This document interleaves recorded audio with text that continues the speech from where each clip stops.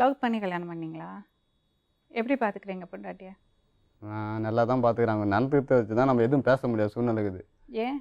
எதாவது நம்ம சொல்கிற மாதிரி எதிர்க்க மாதிரி தான் பேசுவாங்க, பண்ணுவாங்க. ம். நான் தப்பு பண்ணேன் ஒரு நேரத்தில். நான் ஒரு நேரத்தில் தப்பு பண்ணேன். பண்ணிட்டீங்கல்ல? தப்பு பண்ணிட்டேன். சரி, ஓகே. அது இருக்கட்டும்ங்க. அப்புறம் எப்படி பார்த்தீங்க பொண்டாட்டிய? அப்புறம் நல்லா தான் பார்த்துக்கிறேன். இப்போ கூட எதனா குறைன்னு சொல்லுங்கள். அடிக்க மாட்டீங்களா? அது அடிக்கிறது கூட ஒரு வருஷம் ஆகுது. இந்த ஒரு சின்ன பிரச்சனையால ஒரு தடவை அடித்தேன். இப்போ இல்லை மேம், அது ஒரு வருஷம் முன்னாடி அடிச்சிட்டேன். அதுலேருந்து எனக்கு உடம்பு ரொம்ப முடியல. அதுக்கப்புறம் நான் எதுக்கு hospital அடிச்சாரு? அது ஒரு குடும்ப செஞ்சுக்கு சண்டை தான். போனேன். நூல் வாங்கி வரதுக்கு போனேன். அதுக்கு அடிச்சாரு. அதுக்கு சொல்லாமல் கொள்ளாமல் போய் அங்கே நான் சாப்பாட்டுக்கு என்ன பண்ணுவேன், அண்ணன் வந்து வேலை செய்கிறாரு, நானும் வேலை செய்யறேன், நாளை வைக்கிற வாசல் சாப்பாடு மெயின் எல்லாம் வாசல் எல்லாம் செஞ்சுதான் செய்வேன். வச்சுட்டு போனோம். சாப்பாடும் இல்லை, ஆளும் இல்லை. பொய் நான் சொல்றேன். உள்ளே போய் பார்த்தா ஆள் இல்லை. பொய் சொல்றேன். ஃபஸ்ட்டே சொன்னாங்க, நான் போவேணான்னு சொன்னேன். ஃபஸ்ட்டே சொன்னேன் போகக்கூடாதுன்னு சொன்னேன். திருப்பி மீறி போய் வந்தேன். சரி அடிச்சேன், தப்பு தான். அதுக்கப்புறம் மேலே கேஸ் கொடுத்தீங்க, ஏதோ பண்ணேன். சரி அதுக்கப்புறம் அடிக்கிறேன்னா அதுக்கப்புறம் அடிச்சாருமா. ஹாஸ்பிட்டலுக்கு போய் வந்தேன்னா எங்க அம்மா வந்திருந்தாங்க. நீ அவ கூட போனேன். அம்மா நீ இட்டுன்னு போகலான்னா அம்மா தானே இட்டுன்னு போக முடியும் ஹாஸ்பிட்டலுக்கு. பெரிய ஹாஸ்பிட்டலில் போய் பார்த்துட்டு ஊசி போட்டுன்னு வந்தேன். மயக்கமாக இருந்ததுன்னு எங்கள் சித்தி வீட்டுக்கு போயிட்டு கொஞ்சம் மயக்கமாக மாத்திரை போட்டு படுத்துட்டு சாயந்தரம் ஏந்து வீட்டுக்கு வரேன். எங்கள் பஸ்ஸு கிடையாது. எங்கள் தம்பி எடுத்துன்னு வந்து வண்டியில் எடுத்துன்னு வந்து வீட்டில் விட்டுப்பான். அவங்க கூட எதுக்கு வந்தேன் நீ அப்படின்னு சொல்லி வீட்டை விட்டு வெளியே தேத்துட்டாரு. குழந்தைங்களுக்கு சாப்பாடு போட்டுன்னு வீட்டை விட்டு தெத்தல, நான் தூங்க மாட்டி போனேன். இரு நான் வெளியே தெத்தல, உள்ள ஒரு ரூம் இருக்குது. இதுக்கு மேலே நான் வாழத்தே வேஸ்ட்டு. என் பேச்சு நீ கேட்கத்தே கிடையாது. எது சொன்னாலும் ஏற்றுக்கிறது கிடையாது. நீ என்ன பண்ற? நல்லா இரு.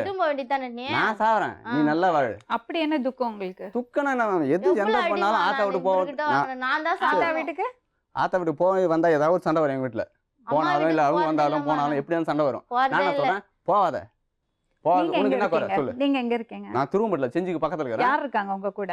எங்க கூட வந்து நாங்க தனியா தாங்க. இதுக்கு யாரும் உங்க கிடையாது. அப்பா அம்மா? எங்க அப்பா அம்மா செத்துறாங்க. அண்ணா எல்லாம் அண்ணெல்லாம் இருக்காங்க. எனக்கு பெருங்க 5 பேர் இருக்காங்க. அவங்க தனித்தனியா இருக்காங்க. யாருக்கு வரைக்கும் அவங்க போத்துக்கிட்டு அவங்க வந்து உனக்கு சம்பாதிச்சு போறாங்களா சொல்லுங்க. பொம்பளைங்க வச்சிருந்தாங்கம்மா. அது வரைக்கும் அந்த பிரச்சனை இல்ல.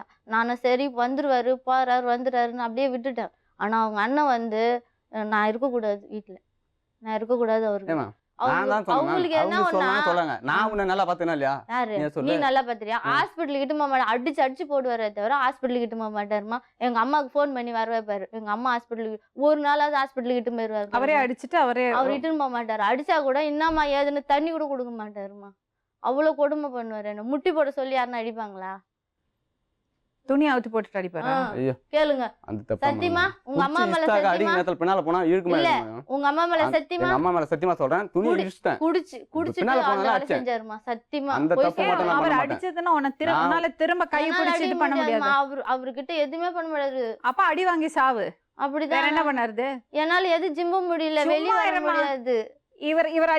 இவரை தடுத்து நிறுத்துறதுக்கு எவ்வளவு தெம்பு வேணும்? இவர் உள்ள வந்தாலே எனக்கு பயமா இருக்குமா. இவரு உள்ள வந்தாலே நான் வெளியே போயிடுவேன்.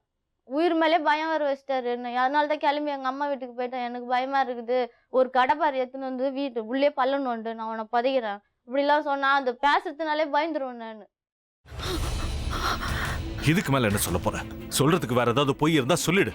அவதான் ஏமாத்தி எல்லாத்தையும் என்கிட்ட இருந்து பறிச்சிட்டான்னு பார்த்தா நீயும் இப்ப அதே தான் பண்ணிருக்க.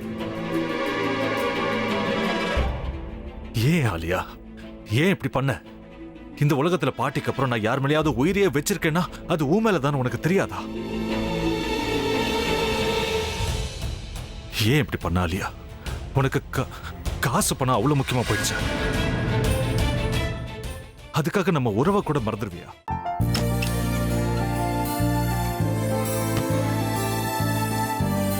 சக்தி ஒரு நிமிஷம்.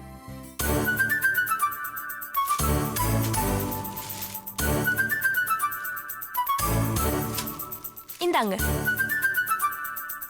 என்ன இது? உங்களுக்கு பிடிச்ச பிராண்ட் செப்பல். இது என்ன நான் தலையில வச்சுட்டு தூங்கணுமா? சரி அதை விடுங்க. இங்க பாத்தீங்களா டைம் பீஸ். இதோட அலாரம்க்கு தான் நீங்க டெய்லி எந்திரிக்கணும். அதெல்லாம் என் மொபைல்ல இருக்கு. முத்து முத்து என்னடி இவன் முத்துன்னு ஒருத்தைய உருவாக்கி விட்டான். செல்வியை மறப்பான்னு பார்த்தா எப்ப பார்த்தாலும் முத்து முத்துன்னு கூப்பிட்டு இருக்கான். முத்துவை கூப்பிட மட்டுமா செய்யறான், முத்துவை வச்சு என்னென்னமோ செய்யறான். நாம தான் இழிச்சவாய் மாதிரி வேடிக்கை பார்த்துட்டு இருக்கோம். என்ன முறைச்சு என்ன பிரயோஜனமாயா? உனக்கு வேற குரல் போயிடுச்சு. அடுத்து அவ செல்வியை கூப்பிட்டானா என்ன பண்ண போற? உன்னுடைய விருப்பப்படியே நீ ராமநாத வீட்டு மருமகளா வாழ போற. கண்டிப்பா என்னுடைய ஸ்தானத்திலிருந்து அவன் உன்னை நல்லா பார்த்துக்குவான் அம்மா. டேய், அவரை பத்தி தான் உனக்கு தெரியும்ல. அவர் எந்த முடிவு எடுத்தாலும் அதான் ஃபைனல். நம்ம அப்பா வேணுமா வேணாமாங்கிறத நீயே முடிவு பண்ணிக்கோ. வாடா.